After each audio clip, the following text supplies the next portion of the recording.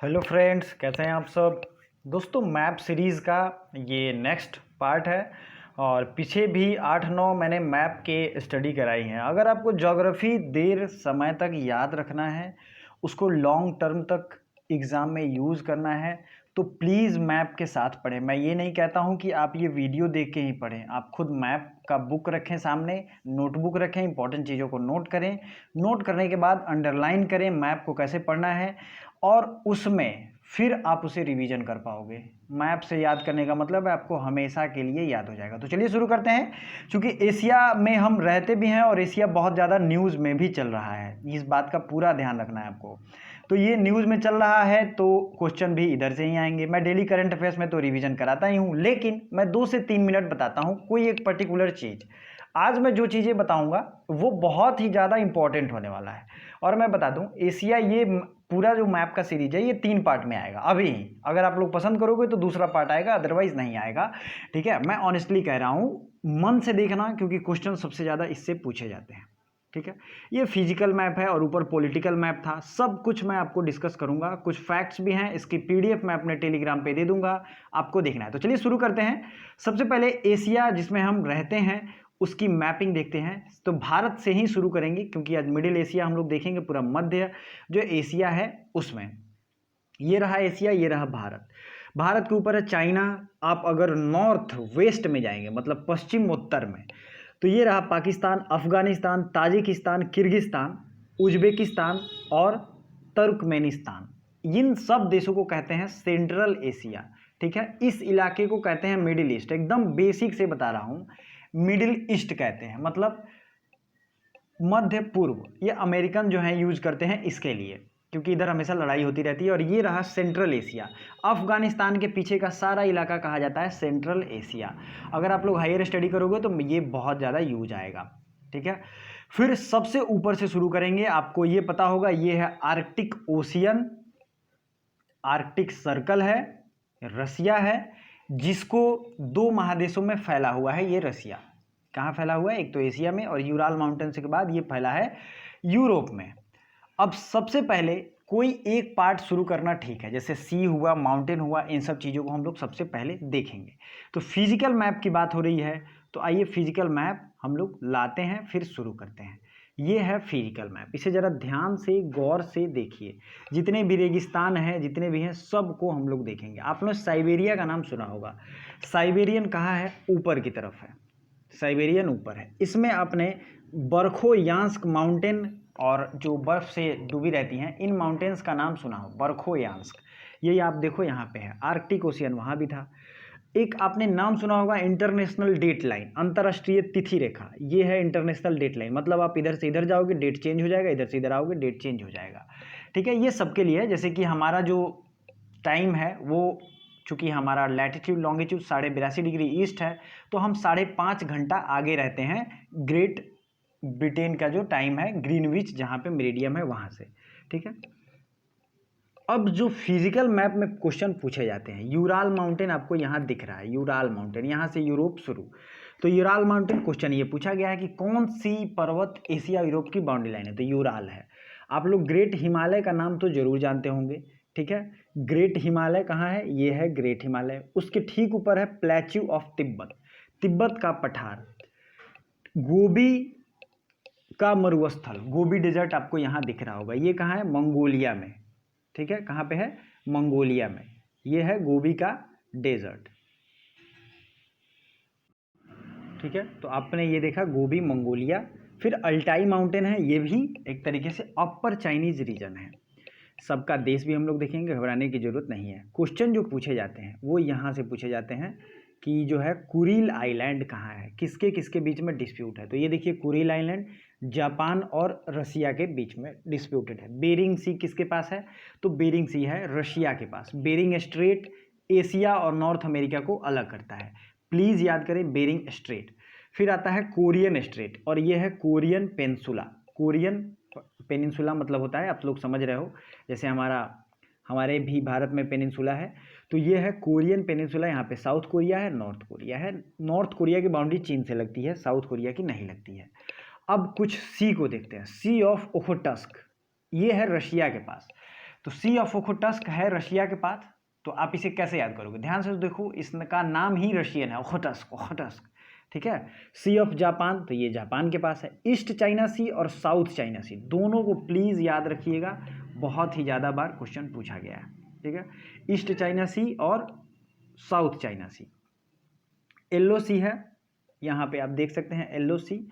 Next उसके अगर आते हैं तो हमारे पास जो मैप आएगा उसमें फिलीपींस और ये सारे इलाके, जिसमें साउथ चाइना सी आपको याद रखना है, फिलीपींस, फिर अपना आता है अंडमान एंड निकोबार आइलैंड और Indian ocean. Indian ocean please याद रखिए। अब मैं कुछ आपको जीएस के फैक्ट्स बताऊंगा। देखिए, फैक्ट्स अबाउट जीएस, यहाँ पे आपको क्या याद रखना है? तो यहाँ पे आपको ध्यान रखना है, एशिया महादेश ये है 10 डिग्री साउदर्न लैटिट्यूड से 80 डिग्री नॉर्दर्न लैटिट्यूड से। अगर आप आगे चल के एग्जाम दोगे तो ये आइडिया आपको काम आता है। सीधे याद रखना है 10 साउथ से 80 नॉर्थ। फिर ईस्टर्न लॉन्गिट्यूड ये होता है लैटिट्यूड और ये होता है लैंगिट्यूड। आपने अक्षांश और देशांतर का नाम सुना होगा ना, ये है अक्षांश और ये है देशांतर, ठीक है, ये है देशांतर। प्लीज़ ध्यान से समझो, ये है अपना पूरा पृथ्वी और इस तरीके से जो लाइनें खींची जाती हैं वो है देशांतर मतलब लॉन्गिट्यूड, और ये हैं अक्षांश। ज्योग्राफी आपको बहुत अच्छे से पढ़नी चाहिए क्योंकि ये टेक्निकल सब्जेक्ट है, आपका विकास होगा अच्छे से। तो ये उसकी लाइनिंग है, आपको ना याद हो कोई दिक्कत नहीं है। फिर एरिया और पॉपुलेशन, एरिया कितना है? तो सबसे ज़्यादा जो है पूरे दुनिया का 30% जगह एशिया के पास है। तो सबसे बड़ा महादेश कौन है दुनिया का? ये है एशिया। और पूरे वर्ल्ड का 60% पॉपुलेशन भी किसके पास है? वो है एशिया के पास। तो ये ध्यान रखना है। अब अगला जो क्वेश्चन होता है ओशियन एंड सीज, जिसमें आर्कटिक ओशियन अब मैंने आपको दिखाया है, पैसिफिक ओशियन आपने इस साइड देखा है, मैं सबको फिर से दिखाऊंगा, घबराने। Indian Ocean, Red Sea, Gulf of Aden, Persian Gulf, Gulf of Oman, Arabian Sea, Bay of Bengal, China Sea, Yellow Sea, Okhotsk, Bering Sea. इन सब चीज़ को आइए मैं फिर से आपको दिखाता हूँ। ये रहा मैप। अब हमने इधर से शुरू किया था, अब यहाँ से देखेंगे। ये देखिए रेड सी हुआ या लाल सागर, ठीक है, ये रहा लाल सागर। नीचे है गल्फ ऑफ एडन, बात हुई थी। पर्सियन गल्फ भी मैंने दिखाया था। फिर अरबियन सी की भी वहाँ मेंशन था। फिर इंडियन ओशियन था, इंडियन ओशियन के बाद बे ऑफ बंगाल था, उसके बाद अंडमान सी है यहाँ पे छोटा सा। नेक्स्ट जो बात की गई थी जावा सी और मकासर स्ट्रेट, मलक्का स्ट्रेट, ये है जावा सी। स्ट्रेट ऑफ मलक्का यहाँ पे है, मलेशिया और सुमात्रा के बीच में। और अंडमान सी या इंडियन ओशियन को एक तरीके से साउथ चाइना सी से जोड़ता है, या फिर जावा सी को इंडियन ओशियन से जोड़ता है। देखिए ये तो है यहाँ पे। अब आपको ध्यान क्या रखना है, मैं फिर से बताता हूँ। ये है स्ट्रेट, तो ज़रूरी तो नहीं है कि ये सिर्फ बड़े बड़े दो जगहों को जोड़े, इंडियन ओशियन और साउथ चाइना सी को। ये छोटे जगह जैसे कि अंडमान सी और जावा सी को भी जोड़ रहा है। तो जो भी ऑप्शन में है, चूँकि मैप में आप देखे रहेंगे तो सही कर पाएंगे। ये है जावा ट्रेंच, ट्रेंच मतलब गहराई वाली जगह होती है। और यहीं पे एक छोटा सा है सुंडा स्ट्रेट, मैं दिखाऊंगा सब मैप में, अभी हम लोग फिलहाल सी देख रहे हैं। नेक्स्ट है पैसिफिक ओशियन, ये है पैसिफिक ओशियन, प्रशांत महासागर। नेक्स्ट आते हैं East China Sea, Yellow Sea, Sea of Japan, Okhotsk Sea. ठीक है, मैं काफ़ी स्लो हो जाता हूँ क्योंकि बहुत लोगों को शायद दिक्कत भी होती होगी। अब कुछ और चीज़ें आपको देखनी चाहिए, कैस्पियन सी और ब्लैक सी।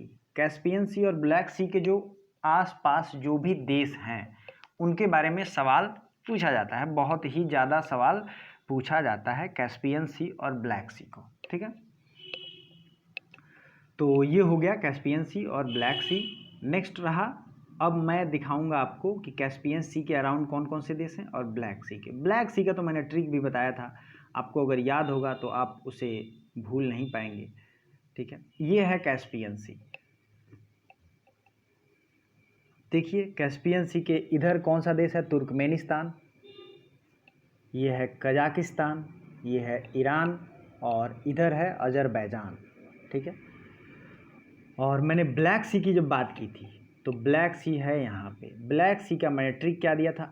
RUBGT, आर से रशिया और रोमानिया, यू से यूक्रेन, बी से बुल्गारिया, जी से जॉर्जिया और टी से टर्की। अब आप इसे जब यूरोप के साथ देखेंगे या डेली करंट अफेयर्स देखते होंगे तो मैंने वहाँ पे बताया है, तो ये क्वेश्चन पूछा जाता है। एशिया का सबसे बड़ा लेक कौन सा है?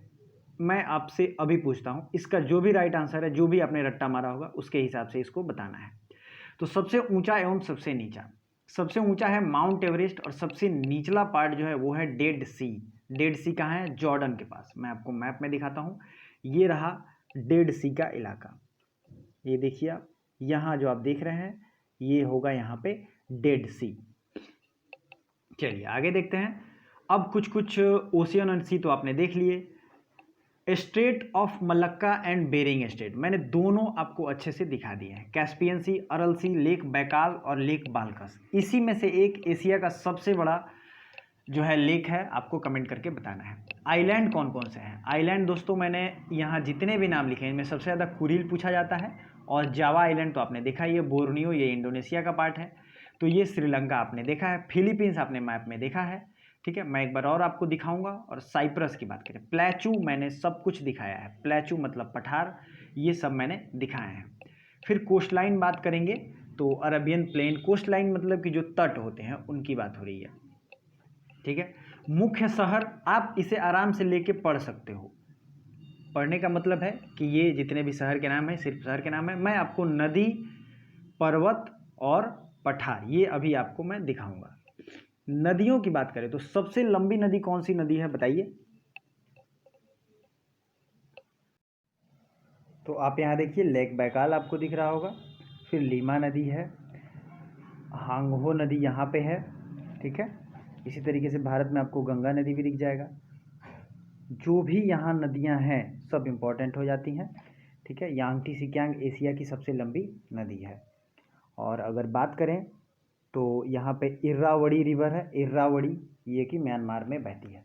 तो इतनी चीज़ें आपको याद रखनी चाहिए। आई होप ये अच्छा लगा होगा। अच्छा लगा हो तो लाइक ज़रूर करिए और साथ ही साथ अपने दोस्तों को भी शेयर करिए। और thank you for watching till the end. इसके 2 पार्ट और आएंगे, तो तैयार रहें और रिवीजन करते रहें, अपने मैप में टिक भी करें। Thank you so much.